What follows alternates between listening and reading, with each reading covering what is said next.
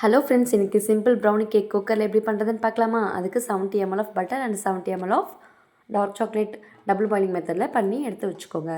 அது நெக்ஸ்ட்டு ஒரு பவுல் எடுத்துகிட்டு ½ cup of curd and 70 ml of நாட்டு சக்கரை எடுத்து மிக்ஸ் பண்ணி எடுத்துக்கோங்க.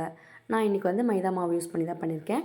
So 125 ml of maida and soda உப்பு கொஞ்சம் ஆட் பண்ணி பிஞ்ச் ஆஃப் சோடா உப்பு ஆட் பண்ணி எடுத்துக்கோங்க. அண்டு ½ கப் ஆஃப் மில்க் இது எல்லாத்தையும் சேர்த்து பீட்டர்லேயே நல்லா பீட் பண்ணி எடுத்துக்கோங்க. அந்த சின்ன சின்ன கட்டியெல்லாம் வராமல் நல்லா எடுத்துக்கோங்க. அப்புறம் 2 table spoon of cocoa powder எடுத்து இப்போ நல்லா மிக்ஸ் பண்ணி எடுத்துக்கோங்க.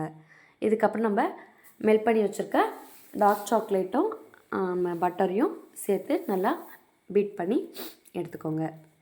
அவ்வளோதாங்க, நம்ம பட்டர் வந்து ரெடி ஆகிடுச்சு. இப்போது 10 மினிட்ஸ் வந்து ப்ரீ ஹீட் பண்ணி குக்கரை வச்சுருங்க. கீழே வேணும்னா கல் உப்பு போட்டுக்கோங்க. உங்களுக்கு எந்த பாத்திரம் கரெக்டாக இருக்குமோ அந்த பாத்திரத்தில் ஊற்றி வேணும்னா மேலே சாக்லேட்ஸ் இது மாதிரி போட்டு வச்சுக்கோங்க. உங்களோட விஷ் தான். நெக்ஸ்ட்டு ஒரு 30 to 35 மினிட்ஸ் அப்படியே விட்டுருங்க. அதுக்கப்புறம் எடுத்து பார்த்தா நம்ம சூப்பரான ப்ரௌனி ரெடி ஆகிடுச்சு.